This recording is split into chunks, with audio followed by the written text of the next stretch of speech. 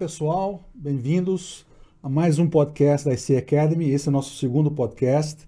Lembrando a todos que a ideia aqui da IC Academy é provocar reflexões profundas sobre temas relevantes para a agenda empresarial, para os líderes empresariais, mas com muita leveza. Então, muito conteúdo com muita leveza, né? Hoje o nosso tema é um tema fascinante, que recentemente eu venho acompanhando e eu quis fazer questão de trazer aqui os nossos convidados, que eu vou apresentar daqui a pouco, para falar sobre esse tema fascinante que é o Nature-Based Solutions, né? Então, por trás desse nome bacana, nós estamos falando de finalmente a gente utilizar a natureza, enxergar a natureza como solução para os nossos problemas causados pelo homem, né? Então, antes de olhar a natureza como vítima, né, que sempre foi o nosso modelo convencional, a gente olha a natureza como solução, como estratégia para a gente poder reduzir os danos, né, e aliviar um pouco os danos sobre o nosso planeta, né? Então, o nosso tema de hoje é abelhas, né? Isso mesmo, abelhas. Abelhas faz parte de um contexto, né, de soluções baseadas na natureza. E eu vou apresentar aqui os meus convidados agora, né? A Simone Ponce e o Vitor Lopes da Costa. A Simone Ponce é CEO e fundadora da B2B. Daqui a pouco ela vai explicar o que é a B2B, né? Mas sob sua liderança, a B2B desenvolve soluções corporativas de sustentabilidade baseadas na natureza, né? Integrando ciência e tecnologia para mensurar impacto, e opera uma cadeia produtiva sustentável de mel, própolis e derivados, incluindo exportação e parcerias com marcas direct to consumer, né?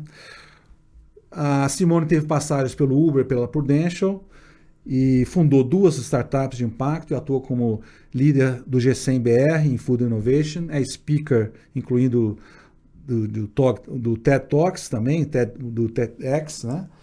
E trabalha incansavelmente na defesa da agenda de equidade de gênero e responsabilidade socioambiental no setor privado. Ufa!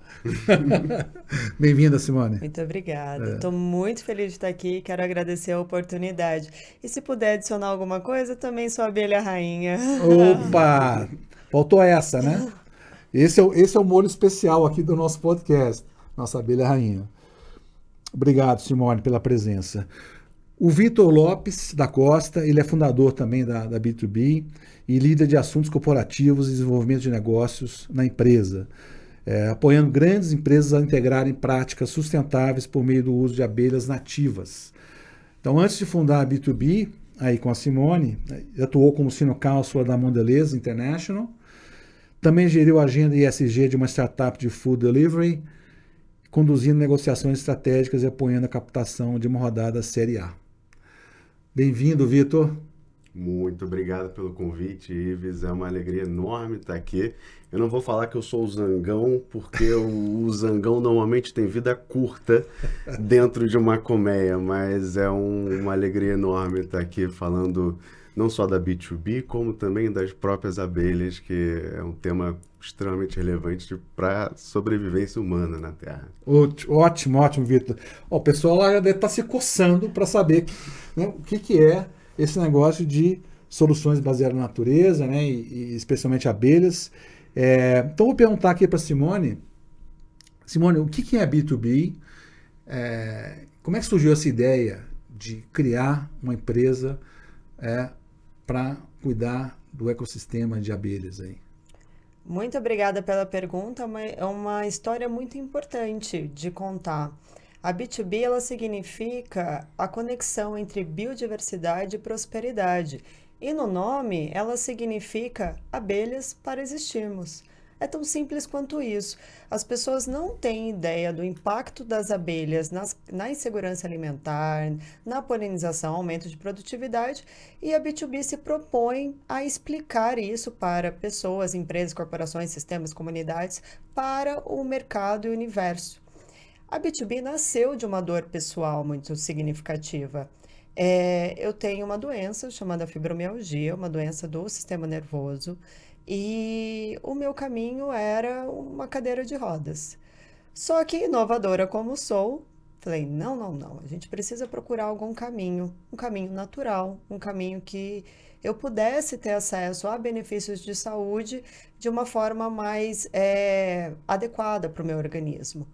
E foi nessa busca que conheci um médico que estava, de fato, vindo tratamento, vindo da Alemanha, que me apresentou os produtos das abelhas como parte dessa possível melhoria de sintomas. Então, ele me apresentou própolis vermelha para reduzir a inflamação, pólen apícola para melhorar a energia, mel para combater a fadiga e o veneno da abelha também para permitir que meu corpo se regenerasse. E na hora eu falei: você tá louco, né? Gargalhei. Agora só que me faltava você me falar de abelha. E eu conto que eu gargalhei porque, ao mesmo tempo que isso me trouxe estranheza, também me trouxe uma provocação do por que não? Inovadora que sou, decidi tentar. Ao tentar, comecei a sentir as melhorias. E aí me levou a, tá bom, onde eu compro? E aí o médico falou: não, não, você não vai comprar no supermercado, farmácia, não, você vai comprar no interior do Maranhão, você vai comprar no Pará. Eu falei: tá. Em qual aplicativo? Aí ele: não, não, Simone, não tem aplicativo. Se ele responder seu WhatsApp a tempo, você fica feliz. Mas você compra a raiz, né? É, por conta da procedência dos produtos, por conta de um produto mais limpo e e com traços orgânicos. E aí, nessa indagação, eu falei: bom, inovadora faz o quê? Pega o carro e vai atrás. Uhum. Fomos conhecer, eu e o Vitor, a realidade dos pequenos produtores na Bahia. Encontramos uma realidade de vulnerabilidade socioeconômica, ao mesmo tempo em que a abundância da natureza era gritante. E aí eu falei: onde as pessoas não enxergam desenvolvimento, a gente enxerga potencial. E a partir dali nós optamos por desenvolver essas cadeias produtivas do território para permitir acesso ao mercado. Olha só. Que história fascinante, Simone. Muito legal. E que mal lhe pergunte, como é que está agora a tua saúde depois desse processo todo com as abelhas e seus produtos? Isso também é uma história muito importante de contar. Primeiro, que eu estou aqui. E se eu estou aqui, significa que eu estou com saúde. E por conta desse chamado, eu decidi me colocar em jornada também de apoiar as comunidades a encontrar saúde nos territórios, porque elas já têm acesso a esses produtos. Então, parte do nosso trabalho é também ensinar como a gente reduz doença ou necessidade de atenção primária na rede pública a partir dos produtos da natureza. Bacana. E nessa jornada é muito importante dizer, acho que assim, ainda é de pouco conhecimento das pessoas, que o agro de pequeno porte, o agro da natureza, ele é basicamente formado por mulheres e jovens. E as pessoas estão com vontade de transformar essas relações produtivas em desenvolvimento onde elas vivem. Sim. E aí, com esses ensinamentos, com essa troca nos territórios, com esses conhecimentos que são ancestrais, milenares, nós começamos a transformar tudo isso em método e escala. Nossa, eu tô super curioso, tem um monte de perguntas agora que apareceram aqui na minha cabeça para fazer. Que bom que a gente tem tempo para poder explorá-las, né? Mas eu queria ver se o Vitor complementa um pouco você também como fundadora também da B2B, complementa um pouquinho da visão da Simone aí sobre o negócio. Se eu fosse resumir, né, a B2B em pouquíssimas palavras, né, a B2B ela usa as abelhas para trazer eficiência a projetos sociais e projetos ambientais. E esse talvez seja um dos principais motivos que a gente quis investir em abelhas. É muito raro a gente encontrar no mercado uma solução que atenda a essas duas finalidades, né? E as abelhas, elas são uma ferramenta muito interessante para isso. Eu me explico. Quando você pensa do lado social da história, ao contrário de outras práticas agrárias, né, a apicultura ou a meliponicultura, ela não demanda tanto o uso da terra. né? Para você plantar seu café, seu abacaxi, seu melão, você precisa de uma fazenda. Para você começar a ter produtos das abelhas, não. Então tem toda uma população, principalmente em zonas rurais, que a gente consegue, de fato, transformar a vida de uma forma, eu sempre brinco, literalmente sustentável, como algo que se sustenta por si só, através dessa cadeia. E quando a gente olha para o lado ambiental, né, 75% de tudo que a gente come depende de uma abelha para chegar à nossa mesa, né? A polinização é responsável por isso. 85% de todas as espécies vegetais do planeta dependem em algum grau de uma abelha, então você não tem nem alimento nem floresta. Ao passo em que, principalmente nos Estados Unidos, em alguns lugares da Europa e do Sudeste Asiático, já existe toda uma indústria de polinização. Como a população de abelhas está caindo drasticamente, hoje, por exemplo, nos Estados Unidos, os apicultores eles lucram mais alugando as próprias abelhas para fazendeiros que precisam dessa polinização na plantação deles, do que com a própria venda dos produtos da colmeia. E o aumento de produtividade é muito relevante. Em determinadas culturas, você tem um impacto de 70% a 80% de elevação de produtividade. Em culturas extremamente importantes para a nossa economia, para o nosso agro, como é o caso da soja, por exemplo, o impacto fica ali entre 15% e 20%, que é muito relevante, especialmente tendo em vista a base de cálculo. Né? Então, a gente usa as abelhas como uma ferramenta estratégica, tanto para uma agricultura regenerativa, uma agricultura sustentável, como também para o próprio desenvolvimento e uma eficiência maior de projetos de reflorestamento e restauração ambiental. As florestas, da mesma forma que uma fazenda produz mais, uma floresta cresce mais rápido, floresce mais. As comunidades que vivem nessas zonas que estão sendo reflorestadas, restauradas, se beneficiam disso. Então é uma solução integrada que parte de um único ponto de partida. Bacana. Então foi daí que veio, de fato, a vontade de transformar as abelhas. Você, aliás, me falou uma frase muito interessante, que a gente usa as abelhas como Bee as a Service. Eu adorei isso. E, de fato, trazer uma roupagem corporativa para as abelhas. Né? Se as empresas estão investindo em projetos sociais, eu tenho certeza que elas não querem que esses projetos sociais caiam aí num assistencialismo sem um futuro sustentável. E da mesma forma, se elas investem em projetos ambientais, eu tenho certeza que elas buscam eficiência e principalmente um melhor planejamento de caixa desses projetos.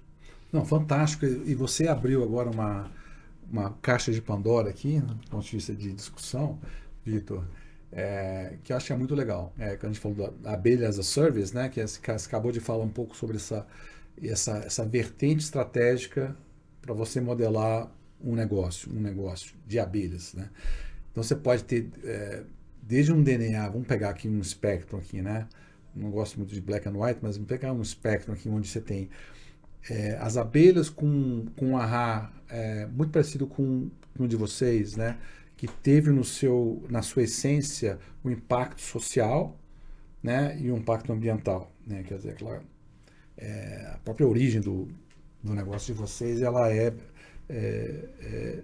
não é muito comum quando você pensa em grandes escalas, né? Negócios de grandes escalas. No outro espectro, você pensa assim, como é que eu ganho dinheiro com abelhas? Né? E como é que eu tenho um negócio gigantesco em altíssima escala com abelhas, né? Então esse negócio, por exemplo, se você alugar suas colmeias para polinização, né? Tudo bem que tem um impacto social, tem um impacto ambiental, mas é business, é um negócio, como é que eu consigo aumentar a produtividade da minha fazenda, da minha plantação, né? E eu acho que a beleza disso é isso, que você tem a natureza que ela te oferece várias formas de dela entrar no teu modelo, né, de negócio. E aí a minha pergunta para vocês é o seguinte: vocês começaram com lá no Maranhão, buscando lá uma solução para Simone e tal, né? Que aquilo se tornou teve um ahá ali, falou, opa, why not? Por que a gente não, né, não transforma isso num business, né? Onde é que vocês enxergam a B2B daqui 5, 10 anos, né? Qual que é o long view de vocês para esse negócio, né? Vocês vão ser uma empresa global, vocês vão ser uma empresa que vai manter esse DNA socioambiental fortíssimo, vocês vão fazer IPO, né? Vocês vão ser unicórnios. Qual que é a grande visão de vocês para o negócio? Olha, acho que a primeira coisa foi, a partir da leitura de mercado, quando nós começamos a B2B, a provocação era o mercado brasileiro só investe em fintech e SaaS. Então, acho que a primeira coisa para responder à visão é como nós podemos ter o nosso SaaS, que é Sustainability as a Service, Boa. para gerar recorrência em sistemas baseados na natureza. Então, claro que nós começamos a partir do produto, a primeira materialização de linha de negócio, depois evoluímos para a gestão de programas e o terceiro lever mesmo é tecnologia. Nós já temos rastreabilidade em todos os nossos projetos, o que significa, de fato, um avanço significativo, mapeando essas caixas produtivas que eram invisíveis. E o próximo passo, claro, é transformar isso numa plataforma tecnológica que permita o alinhamento com os dados ambientais e socioprodutivos. A gente trabalha com bioeconomia de origem comunitária. Então, imagina se pudermos levar isso para o casamento com os dados ambientais e todos os impactos da emergência climática que vivemos. Nós aprendemos nos territórios que hoje, o clima como ele está, cada território está respondendo de uma determinada forma. A gente parte de uma leitura, por exemplo, de uma leitura única, que a abelha trabalha com 2 produções ao ano, e o nosso aprendizado de território já não é esse, por conta desses dados climáticos. Então, a integração, a inclusão digital dessas comunidades, a introdução de sistemas e sensores para levar a escalabilidade é um sonho, um desejo, uma vontade, uma necessidade. E nós, vindo, né, acho que o meu DNA é de empresa de tecnologia, nós entendemos que a natureza é a maior fonte de tecnologia que existe. Então, nós transformamos a escalabilidade da B2B num contexto de células produtivas autônomas e escaláveis que podem ser replicadas globalmente. Entendi. Bacana. Isso é sonho, Vitor. O discurso está prontinho para uma série A. O discurso está pronto, exato, Né? exato. O discurso e a prática também. A gente já está aí caminhando, assim, a gente tem muito orgulho de falar, né, que os nossos projetos, nós estamos em 6 estados do Brasil, os nossos projetos estão cada vez ficando mais significativos. Os nossos clientes nos recontratam, que é sinal que eles veem e sentem o valor ali na ponta mesmo. A gente traz eficiência, a gente reduz custos. Dá um exemplo para mim, Vitor, desculpa interromper. Dá um exemplo de um cliente. Como é que os clientes contratam vocês? Quer dizer, qual que é... Quando o cliente chega e fala, pô, quero contratar B2B. Para quê? Assim, eu tenho um pé atrás, porque eu também, assim, eu vi muito greenwashing e eu vi muita, especialmente essa parte de pegada de carbono, adote uma floresta, né? adote uma onça, enfim, tem muito discurso, muita espuma. A gente viu muita espuma nos últimos 15 anos, 20 anos, nessa parte de sustentabilidade. Os clientes contratam vocês, eles estão convictos do que querem, eles sabem o impacto, ou esperam, sabem o impacto que é esperado da solução de vocês? Conta um pouquinho disso. Eles com certeza sabem o que querem. É óbvio que existe um trabalho de educação. Ninguém ainda, espero que isso mude, mas ninguém ainda acorda hoje falando, caramba, eu preciso contratar uma solução com abelhas. A gente precisa passar por esse processo de educação do cliente. Mas também, e aí voltando àquele ponto de uma solução única, né? e até um pouco do meu background como advogado e tal, isso ajudou muito na construção. A gente entende onde que uma grande indústria se beneficia de um projeto como o nosso. Às vezes a gente está falando de licenciamentos, negociações de contrapartidas com o poder público. Moeda de troca, né? Uma moeda de troca, assim, institucionalizada, né? Numa forma Eu fui muito primário, mas tudo bem. Exato. E a gente tem, por exemplo, casos em que foi aberto um desafio sobre restauração de manguezais, né? Como que soluções que contribuam para a restauração de manguezais e, ao mesmo tempo, elas atuem com as comunidades que vivem ali no manguezal. Tá, né? entendi.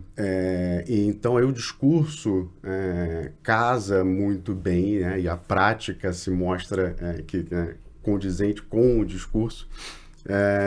E a gente faz isso com base na ciência. Os nossos projetos eles têm testes de laboratório, monitoramento contínuo, equipe especializada, entendendo como que as abelhas estão interagindo com os ecossistemas que elas estão polinizando. É tudo com muito rigor metodológico e também pautado em dados. Tá. Trabalhei com sustentabilidade por muito tempo. E eu sei que uma das principais dores dessa área é a parte de dados. São pouquíssimas empresas que conseguem captar 100% dos dados do impacto que elas geram na ponta, seja o impacto negativo, seja o impacto positivo. Esse exemplo do manguezal, por exemplo, quem é o cliente de um projeto como esse? Qual que é o ecossistema de stakeholders para um projeto como esse? Manguezal é uma área de interesse principalmente da indústria de óleo e gás. Tá. Né? Porque eles atuam nos oceanos, em plataformas, então normalmente esses ecossistemas costeiros são de campos ali, aquela região de campos. Exatamente, exatamente. Então ali é uma área de interesse grande dessas indústrias que têm obrigações legais e compromissos públicos de preservar ou de restaurar. Entendi. E o que essas empresas buscam é isso, elas têm que comprovar que de fato fizeram, não só que contrataram, mas que tiveram um efeito, um resultado prático. Tá. E esse é um dos nossos pilares, um dos nossos princípios. Entendi. Até se eu puder adicionar no ponto das partes interessadas, o manguezal é um bioma crítico para o Brasil neste momento. É a pauta do ano. Foi lançado um movimento de preservação de manguezais, então você tem várias instituições fazendo um movimento no âmbito de investimento, mas ainda estamos aprendendo como.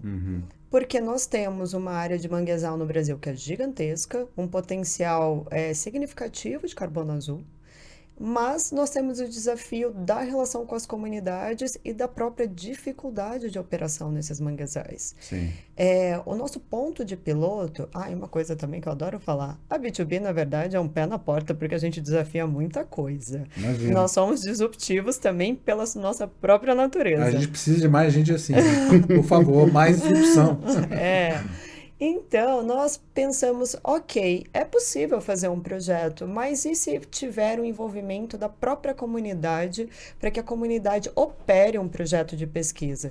E aí nós provocamos, dentro de uma comunidade quilombola, liderada por mulheres, que não tinha mais acesso permitido ao manguezal, a reintrodução dessas pessoas no território para projeto de pesquisa. Aí elas falaram, mas ok, será que eu posso alugar as minhas caixas? Como é que isso funciona? Eu falei, gente, sim, vocês vão ser contratadas para pesquisar. E isso começa a gerar mudança em escala. E essas provocações aí, por isso que eu falo das células produtivas que vão se conectando, essas provocações do intercâmbio dos grupos que a gente trabalha, elas vão levando boas práticas e exemplos e aprendizado para todas as partes interessadas ao mesmo tempo. Muito bom, muito bom. E aí, assim, a provocação do lado do business, né?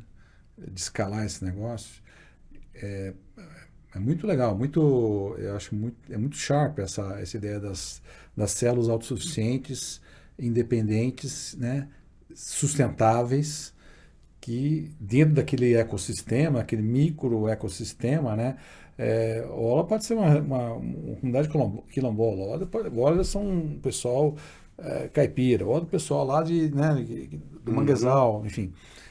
cada um com suas necessidades e aspirações, etc. E aí, assim, de onde vem a grana agora para fazer esse negócio ser um negócio grande, né? Porque eu tô pensando aqui com os meus botões,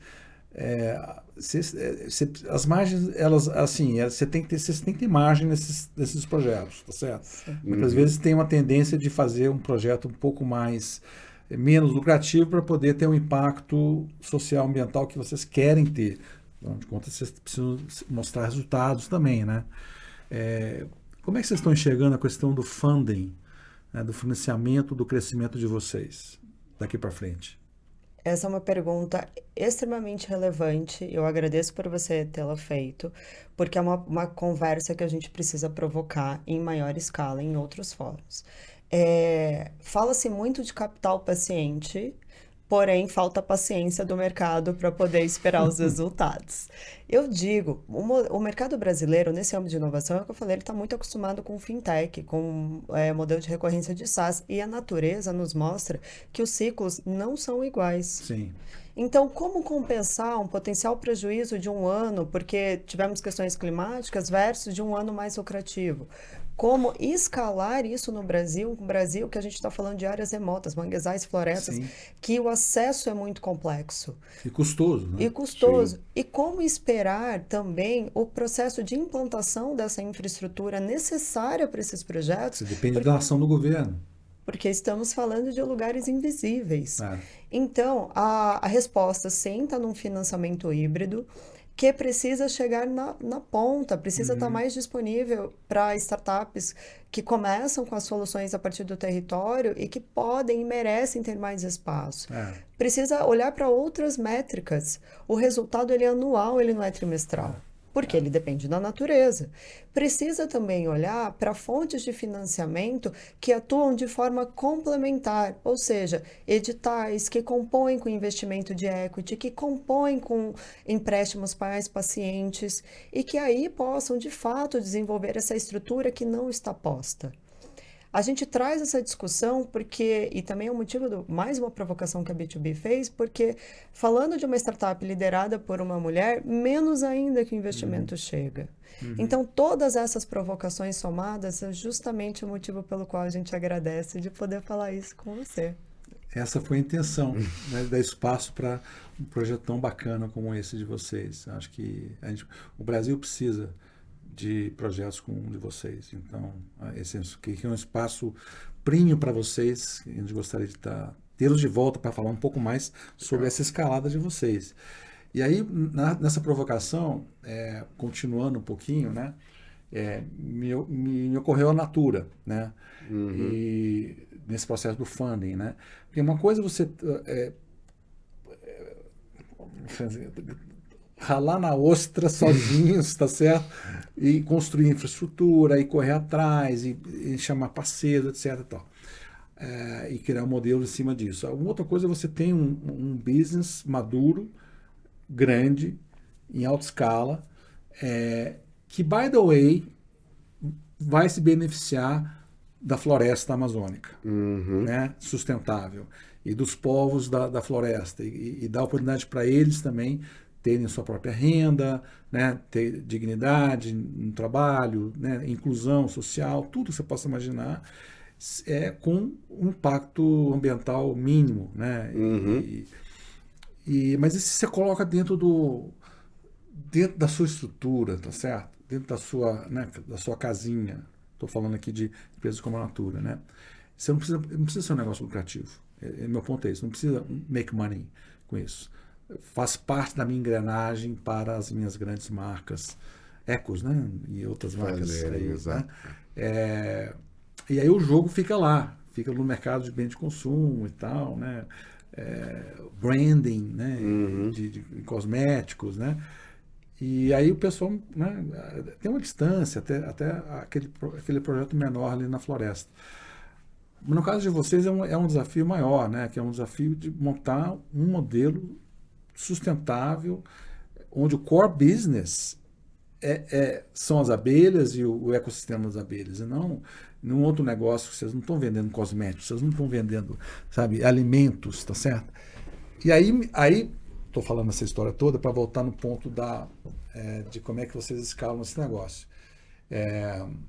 Eu vejo que você mencionou, Vitor, da questão da polinização da soja, né? 15% a 20% de ganhos de produtividade. Vocês não vão estar, em algum momento, tentados a virar um negócio para poder pegar esses grandes clientes, grandes produtores de soja e de grandes plantações, para botar abelha as a service, né? Como nos Estados Unidos, para que isso possa gerar caixa também para esse negócio que é mais difícil escalar, não? Isso faz 100% parte da estratégia. A gente tem, né, separando em dois grandes grupos de receita, fontes de receita, né? A gente tem as grandes indústrias, as grandes desenvolvedoras desses projetos ambientais e sociais que nos contratam, como a gente tem na outra ponta a parte de produtos apícolas, alimentos, exportação e tal. Então a gente tem aí um sistema antifragilidade, né, com duas frentes de receita. Tá. Então isso faz parte do desenho, né? E se casa com o que a Simone falou agora dessas células individuais produtivas. Então, normalmente, tem uma grande indústria que dá suporte a vamos dizer assim, esse pontapé inicial dessa célula até a B2B implementar as abelhas, multiplicar os enxames, capacitar a comunidade, desenvolver a habilidade deles produzirem e venderem os produtos, e aí a gente começa a atuar nessa parte de exportação. Boa. Tá. Eu tô fazendo um processo aqui que eu estou me lembrando da nossa interação lá na Shell, lá no projeto lá de startup lá, que a gente se conheceu lá, né? E nas discussões que a gente teve lá com os investidores. Mas, assim, simulando, por exemplo, um encontro com uma grande mineradora, ou uma grande produtora de papel celulose, qual que é o pitch de vocês para vender a B2B para um negócio desse? Um grande o cara que está lá enfiado no meio ambiente, cavando minas e impactando o ambiente de uma forma enorme, mas que está interessado de alguma forma numa solução como a de vocês. Posso Claro. responder essa? Tem uma frase que eu uso muito, que é: para você desenvolver uma boa solução, você tem que entender profundamente qual é o problema. Né? Você não pode pensar na solução antes de entender a dor. E cada indústria, cada setor vai ter uma dor diferente. E embora, né, a gente não esteja ali vivendo a dor dele, a gente consegue sim identificar onde que a gente pode mudar o ponteiro para esse cliente. Então, falando aqui a título de exemplo, uma mineradora, por exemplo, ela pode precisar de uma solução de monitoramento ambiental para entender o impacto que aquela atividade está causando no meio ambiente ao redor da operação dela. E as abelhas, elas são uma ferramenta super interessante para esse tipo de monitoramento. Explica mais. Como? Adoro. Vamos lá. Momento Discovery Channel aqui, mas vai ser rápido. Um enxame, uma abelha, as abelhas trabalham muito, né? Elas são até exemplo nisso. Assim, e uma abelhinha, ela pousa em média entre 3 a 5 mil flores por dia. Né? Tinha ideia. Tá vendo? Elas trabalham muito. Nossa. E um enxame, ele tem em média 45 mil abelhas. E as abelhas, por um comportamento coletivista, né, elas pousam nas flores, coletam o néctar, o pólen, elas não consomem imediatamente, elas trazem de volta para comer. Então, quando você faz uma análise de laboratório do mel e do pólen que está coletado ali, você consegue gerar um raio-x interessantíssimo de todas as espécies florais que estão prosperando, outras que estão passando dificuldade. Espécies invasoras que apareceram ali. Contaminações, tensores ambientais, até contaminação do lençol freático, chuva ácida, tem uma série de indicadores ambientais que a gente consegue medir a partir das abelhas. Mas aí você... Agora a curiosidade mesmo, Discovery Channel na veia, né?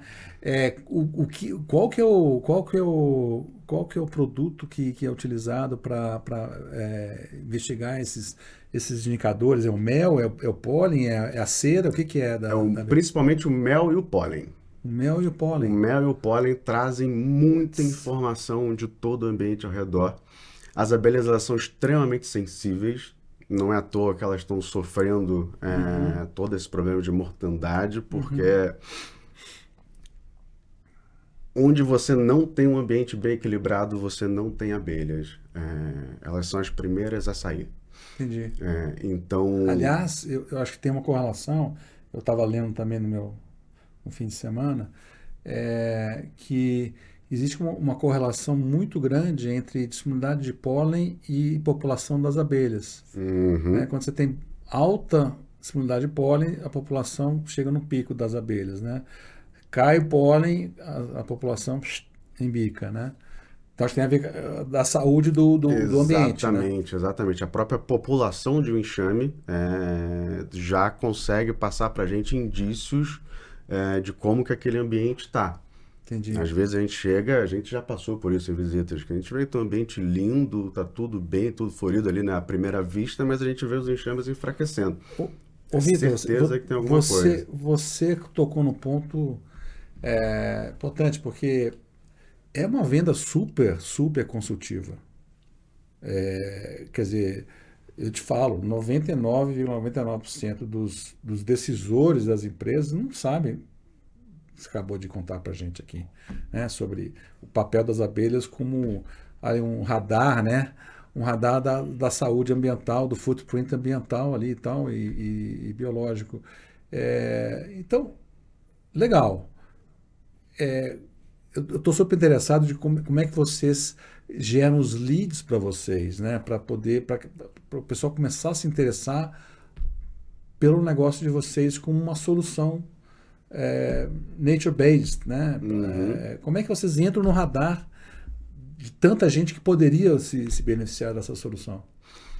Eu acho que tem um ponto que, assim, a materialização das relações é algo que a abelha favorece. Então, por exemplo, um ângulo do pitch, porque os leads se interessam em continuar a conversa, ao apresentar as abelhas dentro de um ecossistema, para uma comunidade de entorno de uma operação, se as abelhas estão sobrevivendo e se as comunidades estão se beneficiando de um mel gostoso, significa que as empresas estão provando para as comunidades de que não existe impacto negativo. Sim. Porém, estão ainda fazendo uma aproximação entre os grupos para gerar impacto positivo no meio ambiente e de renda.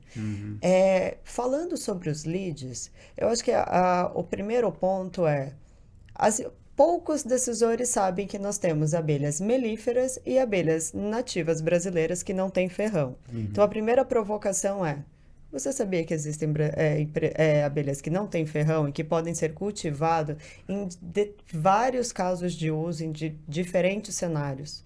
E que essas espécies, quando juntas, se transformam em bioindicadores, ou seja, indicadores de vida no território?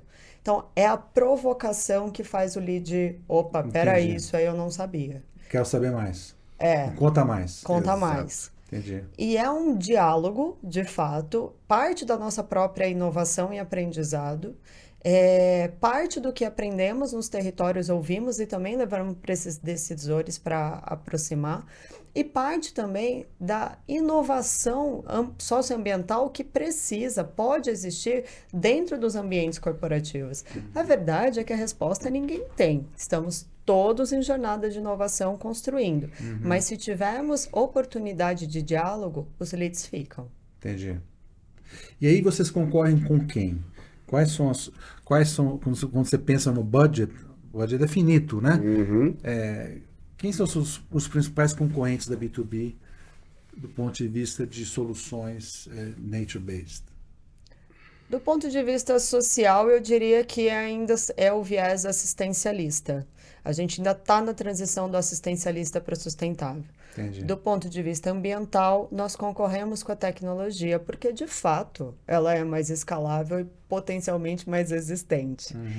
Então, o ângulo da discussão, do pitch, da conversa e o próprio apetite das corporações para trilhar essa jornada que vai mexer o ponteiro de como escalamos esses formatos. Por exemplo, junto com vocês, tinha uma outra empresa que cuidava de limpeza de águas, né? Muito certo? boa, sim. E eu vejo, por exemplo, que do ponto de vista de impacto ambiental, né, e de impacto no planeta, eu vejo vocês dois como concorrentes, assim pelo mesmo buck. Tá certo?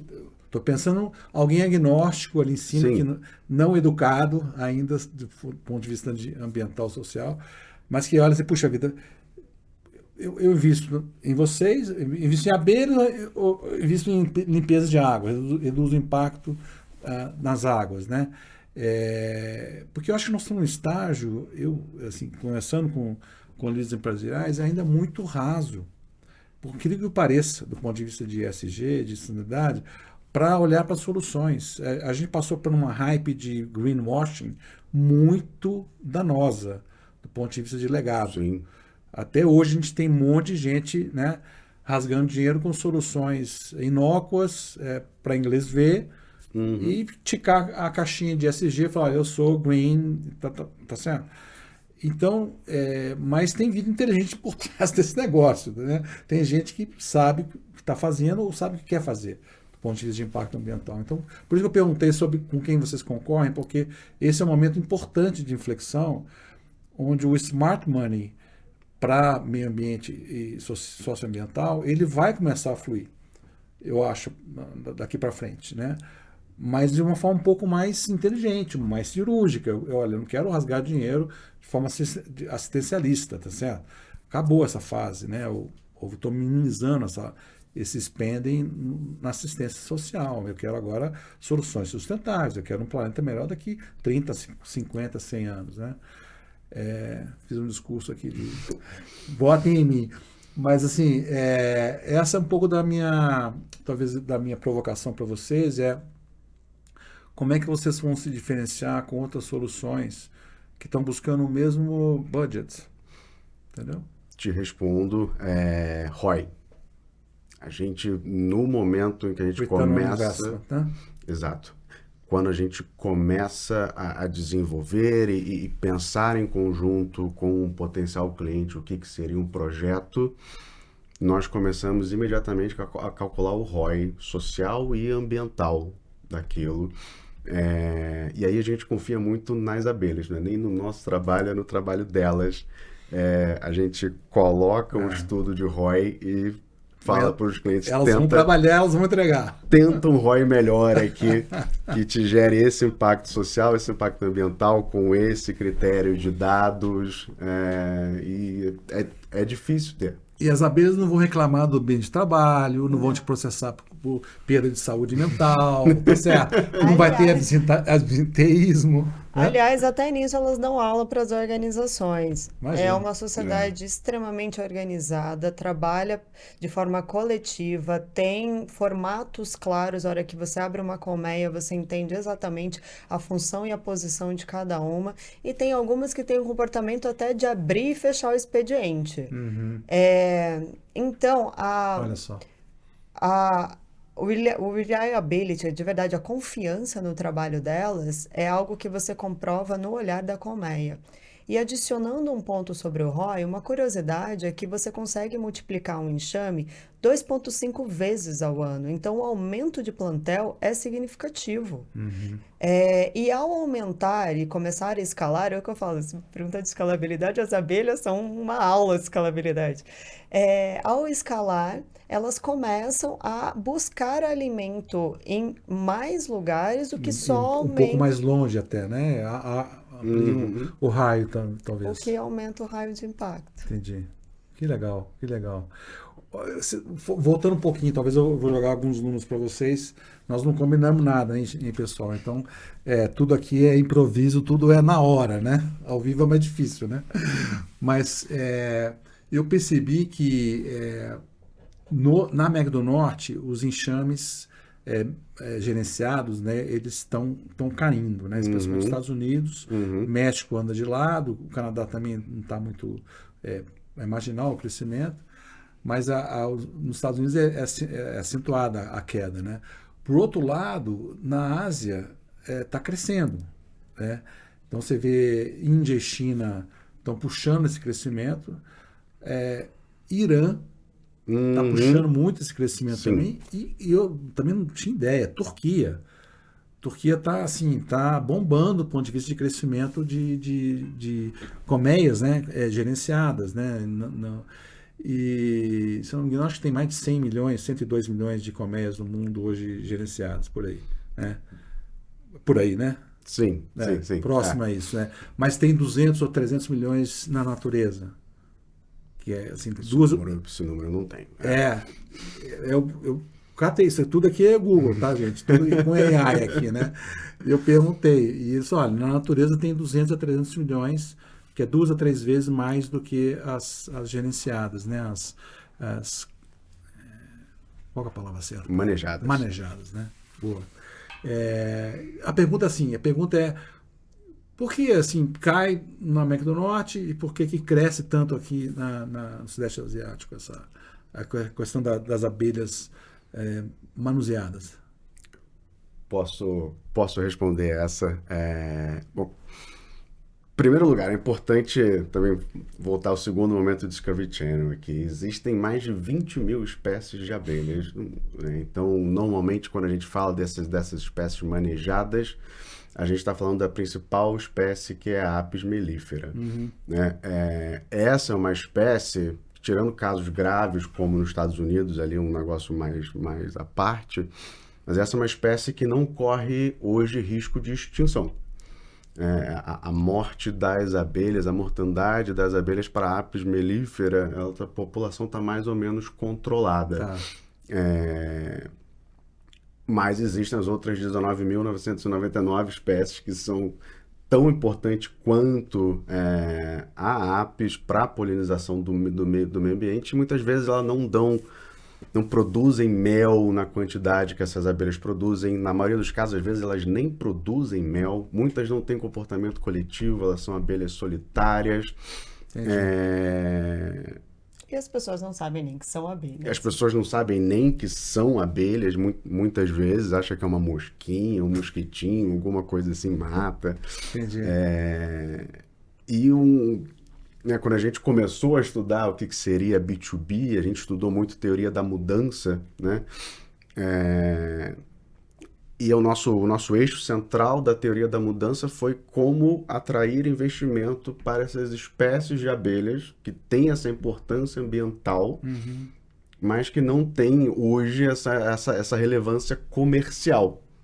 Né? Porque se produzem essas abelhas, a apis, porque ela fornece mel, própolis, cera, enfim. Então ela tem um valor econômico interessante para o pequeno produtor. Mas uma abelhinha canudo aqui no Brasil, que é a principal polinizadora do açaí, por exemplo, ela produz 300 ml de mel por ano. Então, como é que você consegue atrair capital para isso? Né? É a mesma lógica das frutas, né? Apesar de frutas de altíssima produção, como manga, como laranja, etc. Mas você tem lá jambo, você tem lá não sei o quê, né? Que não tem esse apelo comercial, né? Exato. Entendi. E eu acho que também no ponto de quantidade de colmeias manejadas, monitoradas, eu também gostaria de aproveitar a oportunidade para chamar a atenção de partes interessadas que possam estudar as abelhas brasileiras, porque elas são fundamentais para a sobrevivência de ecossistemas críticos e também nessas relações, como por exemplo com cadeias de açaí, que são ligações importantes para o fomento da bioeconomia. Mas precisa de pesquisa. Esse conhecimento, ele está basicamente ancorado ainda em comunidades ancestrais, comunidades quilombolas, mas ele não está sendo repassado à frente. E por isso que a gente não consegue ter um número. Então, acho que um ponto, voltando ao greenwashing, como que a gente trabalha para evitar isso? Com rastreabilidade. Então, a B2B, no âmbito da sua ousadia, está monitorando caixa a caixa. Mas e se pudermos ter apoio de pesquisa e desenvolvimento para que esse trabalho seja cada vez mais integrado e a gente possa saber o plantel disponível? Essa provocação ela é interessante porque quando você vê, por exemplo, ecossistemas asiáticos que são mais desenvolvidos no âmbito de pesquisa, a gente consegue ter um número. Mas por que não no Brasil? Entendi. E aí, Simone, dá um exemplo de uma pesquisa que poderia adicionar muito valor aí para o ecossistema das abelhas aí. Você falou do açaí, né? O O açaí que seria uma pesquisa sobre a cadeia do açaí? começa pelo olhar, a partir de implantação de programas de sustentabilidade ambiental, começa pelo olhar da construção da linha de base. Existem poucos ou quase inexistentes programas que avaliam a quantidade de polinizadores disponíveis naquele ecossistema. Tá. E por que a gente precisa saber dos polinizadores? Porque eles geram todo esse impacto. Então, se eu não conheço os polinizadores, como que eu vou trabalhar o que é pertencente àquele bioma? Sim. Existiu, por volta dos anos 70, e isso explica muito a parte da concepção que as pessoas têm sobre as abelhas melíferas, essa aves, existiu uma disseminação dessa espécie que é exótica, não é brasileira. E ela é mais forte, mais resistente e também mais defensiva, tem ferrão, do que as nossas próprias abelhas brasileiras disponíveis no ecossistema. Então, propagou uma espécie exótica em detrimento das nativas. E nessa concepção comercial, não respeitamos os biomas. Então, hoje a gente está em desequilíbrio. Dando um exemplo, tá, e como que isso acontece na prática? A parte do projeto de pesquisa em manguezal é a reintrodução de abelhas nativas, espécie em extinção, dentro do manguezal, que é um ecossistema degradado nesse contexto, para promover equilíbrio ecológico. Aí, o que aconteceram com as abelhas nativas? É claro que elas estão passando por dificuldade, porque elas são mais sensíveis. E se elas não têm disponibilidade de alimento, elas precisam lutar mais pelo alimento. Então, é parte do projeto de pesquisa fazer a análise da reintrodução para que a gente tenha um ambiente saudável. E aí, todo o resto, a redução do custo de restauro, a velocidade desse custo de restauro, todo o resto pode ter condições de ser melhorado com mais eficiência, porque a gente tem equilíbrio ecológico na linha de base. Entendi. Se eu puder complementar, falando um pouco de número para tangibilizar, teve um estudo interessantíssimo da USP, foi publicado, salvo o melhor juízo, dezembro de 24, então tem quase um ano aí, específico para o estado de São Paulo, em que arbitra-se que o prejuízo que o estado de São Paulo tem já atualmente por déficit de polinizadores está batendo 4 bi ao ano Opa. na agricultura. Tem Então, dinheiro na mesa, né? essa é a dor que a gente resolve. Ah. Esse é o nosso mercado. É aí que tem a nossa estrada de escalabilidade. E como é que foi feito esse estudo, Vitor? Porque esse é um número muito grande, um número interessante, de potencial aí de uma solução nature-based aí.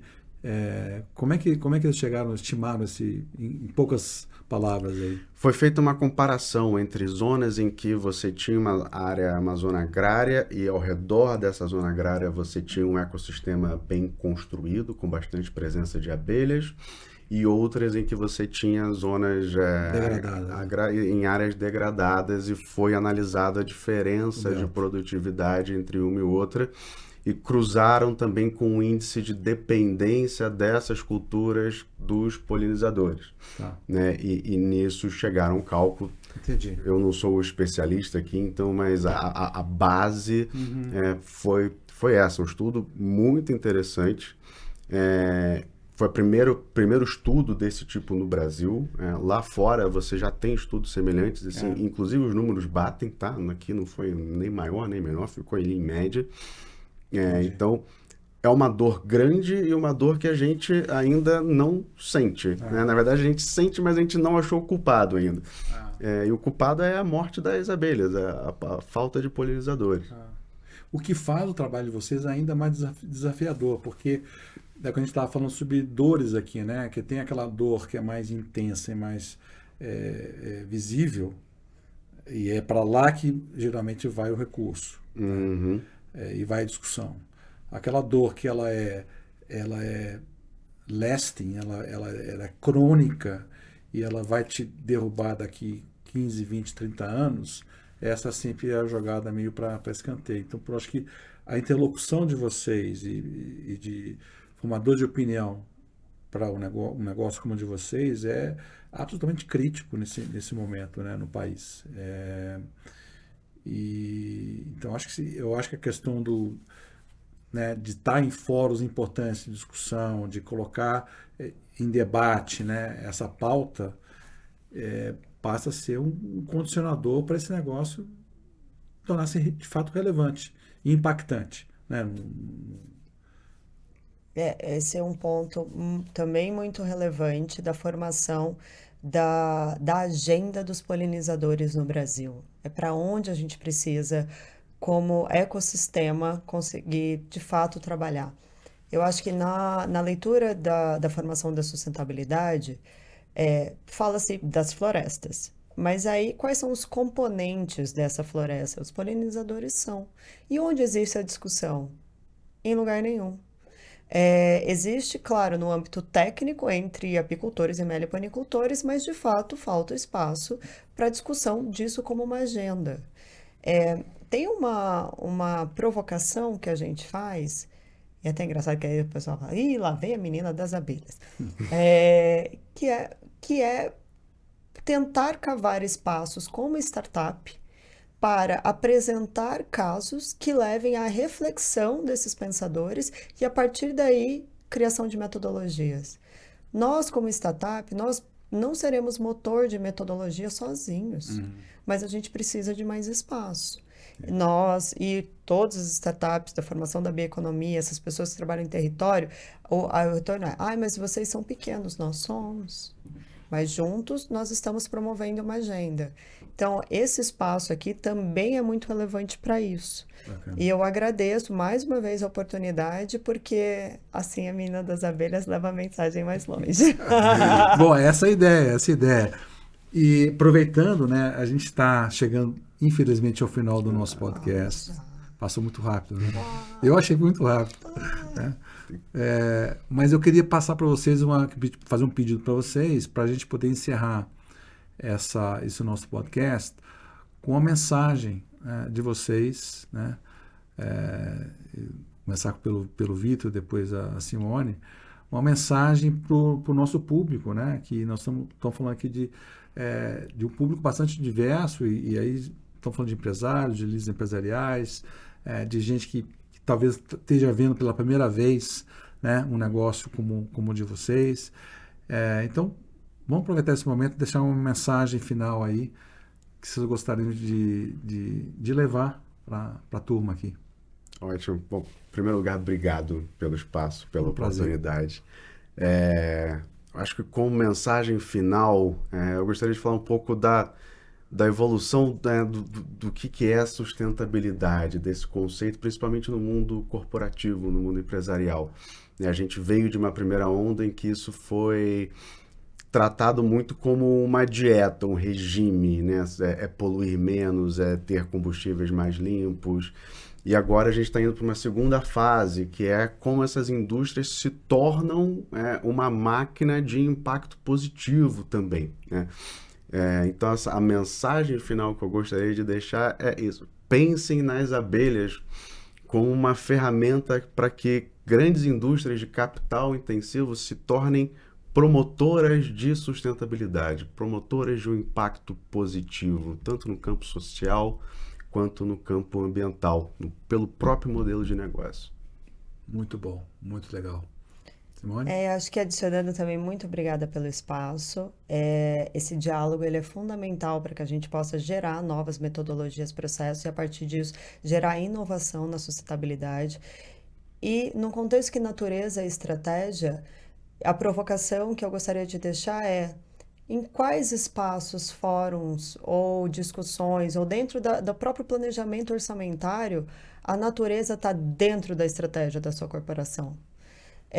E se for possível abrir espaço para polinizadores, com quais times, com quais pessoas, com quais líderes a gente pode iniciar o diálogo? A gente passa por cenários, comunicação, sustentabilidade, qual é a formação organizacional que a gente precisa e pode apresentar essa discussão? Muito bom, muito bom. Simone e Vitor, muito obrigado pela presença. Foi fantástico esse nosso papo aqui. Eu só vou consolidar com uma outra mensagem em cima da de vocês, se me permitam, né? A gente passou por vários estágios do capitalismo, né?